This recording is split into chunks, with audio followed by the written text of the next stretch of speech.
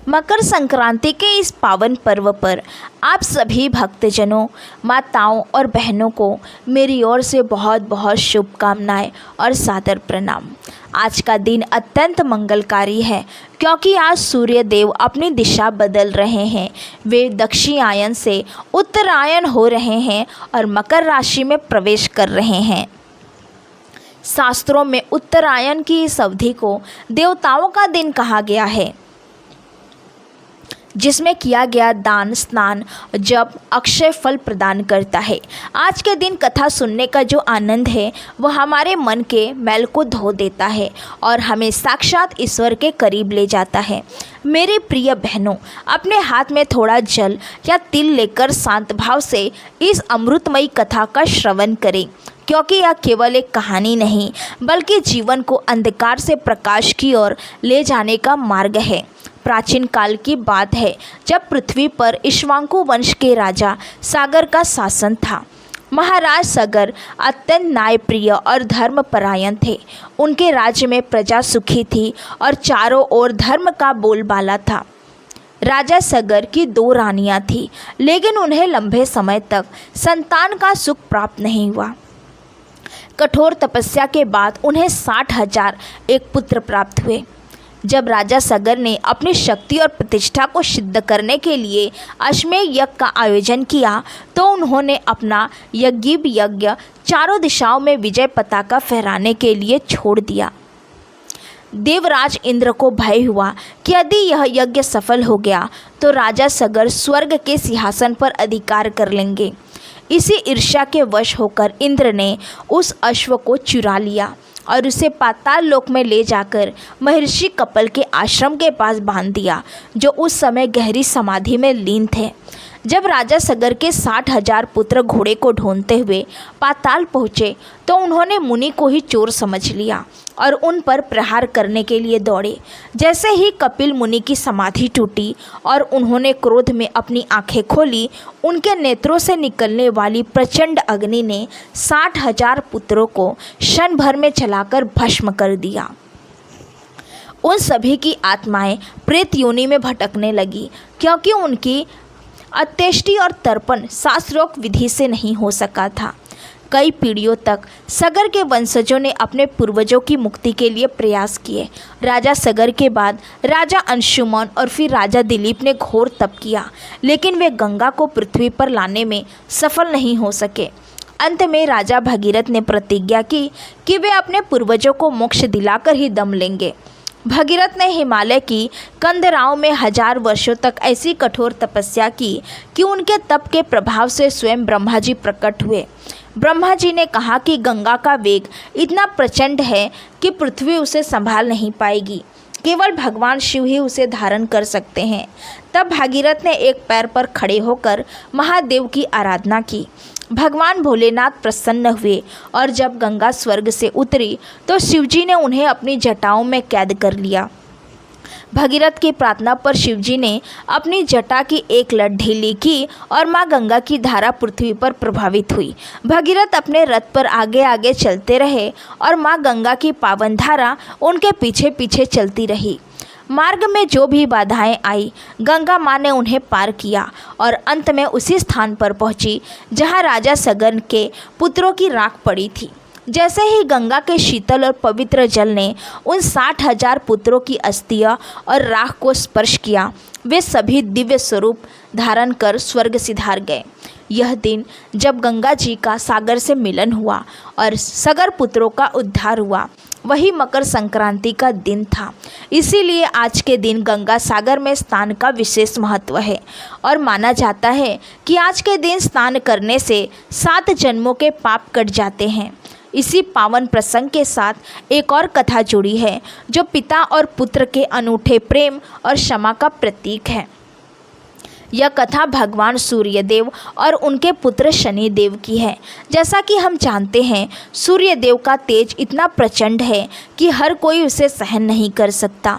सूर्यदेव की पत्नी संज्ञा उनके तेज को सहने में असमर्थ थी, इसीलिए उन्होंने अपनी छाया को सूर्यदेव की सेवा में छोड़ दिया और स्वयं तपस्या करने चली गई। छाया से सूर्यदेव को शनिदेव प्राप्त हुए। परंतु शनि देव का रंग अपनी माता की तरह श्याम था, जिसे देखकर सूर्य देव को संदेह हुआ और उन्होंने शनि देव को अपना पुत्र मानने से इनकार कर दिया। पिता के इस तिरस्कार से शनि देव और उनकी माता छाया को अत्यंत कष्ट हुआ। क्रोध और दुख में शनि देव ने भगवान शिव की आराधना की और अपार शक्तियाँ प्राप्त की। एक समय ऐसा आया जब शनि देव के प्रभाव से सूर्य देव का तेज कम हो गया और उनका घर काला पड़ गया।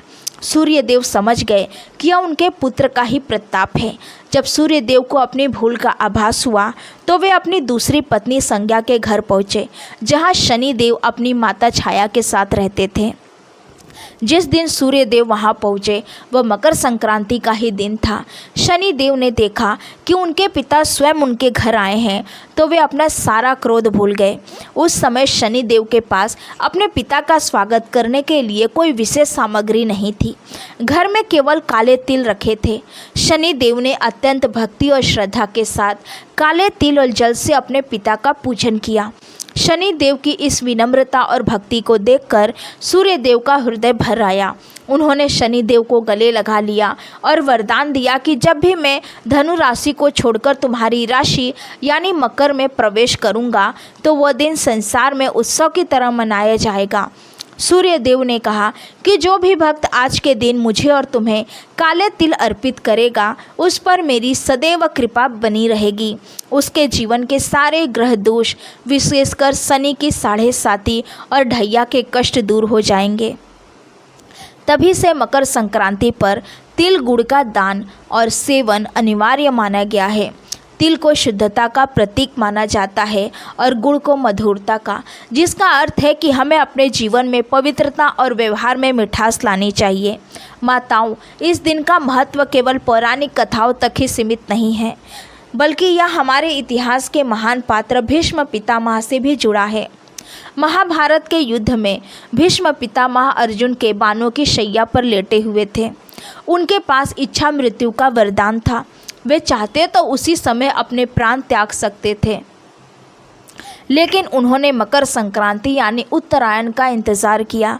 उन्होंने पूरे 1 महीने तक असहनीय पीड़ा सही, क्योंकि वे जानते थे कि उत्तरायण में शरीर त्यागने से जीव को मोक्ष मिलता है और उसे पुनर्जन्म के दुखों से मुक्ति मिल जाती है। जैसे ही सूर्य देव ने मकर राशि में प्रवेश किया और उत्तरायण शुरू हुआ, पितामह भीष्म ने अपना पार्थिव शरीर छोड़ दिया और परम धाम को सिधार गए। यह प्रसंग हमें सिखाता है कि समय और धैर्य का हमारे जीवन में कितना बड़ा महत्व है। सूर्य देव हमें अनुशासन सिखाते हैं कि कैसे वे बिना रुके, बिना थके पूरी सृष्टि को प्रकाश और ऊर्जा प्रदान करते हैं। मकर संक्रांति का यह पर्व हमें यह संदेश देता है कि चाहे रातें कितनी भी लंबी और ठंडी क्यों ना हो, सुबह का सूरज जरूर निकलता है और नई उम्मीदें लेकर आता है। आज के दिन सूर्य देव अपनी चाल बदलते हैं, जिसका अर्थ है कि हमें भी अपने जीवन की दिशा को अंधकार से उजाले की ओर मोड़ना चाहिए। मेरे प्रिय बहनों, अब मैं आपको इस दिन की पूजा विधि और इसके महत्व के बारे में विस्तार से बताती हूँ, ताकि आप पूर्ण लाभ प्राप्त कर सकें। इस दिन सुबह सूर्योदय से पूर्व उठना चाहिए। यदि आप किसी पवित्र नदी के तट पर जा सके तो बहुत उत्तम है, अन्यथा अपने घर में ही स्नान के जल में थोड़ा गंगा जल, काले तिल और थोड़े से कुश या तुलसी के पत्ते मिलाकर स्नान करें। स्नान करते समय मन में सूर्य देव और माँ गंगा का ध्यान करें। स्नान के बाद लाल रंग के वस्त्र पहनना शुभ माना जाता है, क्योंकि लाल रंग ऊर्जा और सूर्य का प्रतीक है।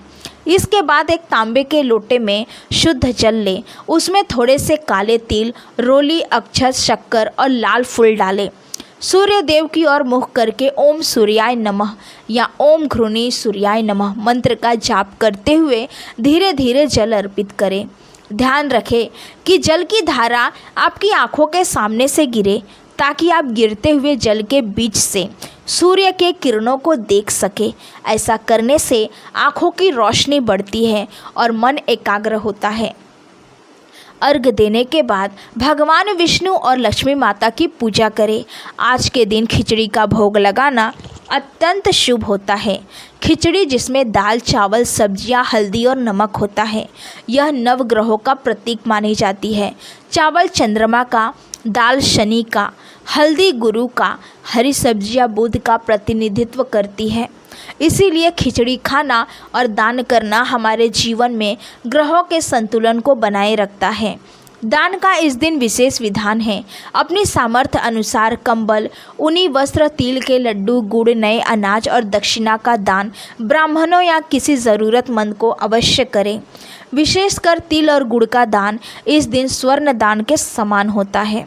हमारे धर्मशास्त्रों में कहा गया है कि मकर संक्रांति के दिन जो व्यक्ति दूसरों को भोजन कराता है और प्यासे को पानी पिलाता है, उसे अश्वमेध यज्ञ के समान पुण्य फल प्राप्त होता है। एक और महत्वपूर्ण बात जो हमें आज के दिन स्मरण रखनी चाहिए, वो है गौ सेवा। आज के दिन गाय को हरा चारा, गुड़ और तिल खिलाने से पितृ प्रसन्न होते हैं और परिवार में सुख शांति बनी रहती है। मकर संक्रांति का यह व्रत और उत्सव न केवल व्यक्ति के स्वास्थ्य के लिए लाभदायक है, बल्कि यह हमारे सामाजिक ताने बाने को भी मजबूत करता है। पुराने समय में जब खेतों में नई फसल कटती थी, तो किसान अपनी खुशी बांटने के लिए इसे उत्सव की तरह मनाते थे। खिचड़ी इसी खुशी का प्रतीक है। आज के दिन घर में सुख, शांति और समृद्धि के लिए लक्ष्मी माता के सामने घी का दीपक जलाएं और इस कथा का पाठ करें या श्रवण करें। यह कथा सुनने से आपके पूर्वजों की आत्मा को शांति मिलेगी और आपके बच्चों को दीर्घ आयु और बुद्धि की प्राप्ति होगी। माताओं और बहनों, विश्वास रखिए कि जो भी स्त्री इस दिन पूरी श्रद्धा से सूर्य देव की उपासना करती है, उसका घर सदैव अन्नपूर्णा के भंडार से भरा रहता है। अंत में सूर्य नारायण भगवान से यही प्रार्थना है कि जैसे वे समस्त संसार को बिना किसी भेदभाव के अपना प्रकाश देते हैं, वैसे ही हम सबके मन के भीतर के अज्ञान के अंधेरे को दूर करें। हमारे हृदय में प्रेम, करुणा और सेवा का भाव भरे। इस पावन अवसर पर हम संकल्प लें कि हम अपने व्यवहार में मधुरता लाएंगे और समाज के प्रति अपनी जिम्मेदारी को निभाएंगे।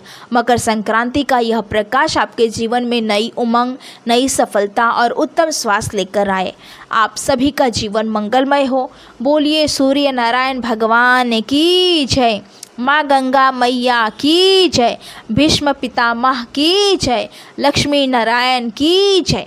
इस मंगल कामना के साथ मैं अपनी वाणी को विराम देती हूँ। आशा है कि मकर संक्रांति की यह पावन कथा आपके हृदय को भक्ति और शांति से भर देगी। अगर आपको ये कथा पसंद आई हो और आप चाहते हैं कि धर्म कर्म की ऐसी ही दिव्य अमृत धारा आपके जीवन में बहती रहे, तो इस वीडियो को लाइक ज़रूर करें, अपने सखी सहेली और परिवार के साथ साझा करें ताकि उन्हें भी इस पुण्य का लाभ मिल सके। हमारे इस भक्तिमय परिवार का हिस्सा बनने के लिए चैनल को सब्सक्राइब करना न भूलें और कमेंट बॉक्स में जय सूर्यदेव या जय माँ गंगा लिखकर अपनी उपस्थिति दर्ज कराएं। सूर्यदेव की कृपा आप और आपके पूरे परिवार पर सदैव बनी रहे। इन्हीं शुभकामनाओं के साथ अब आपसे विदा लेती हूँ। नमस्कार।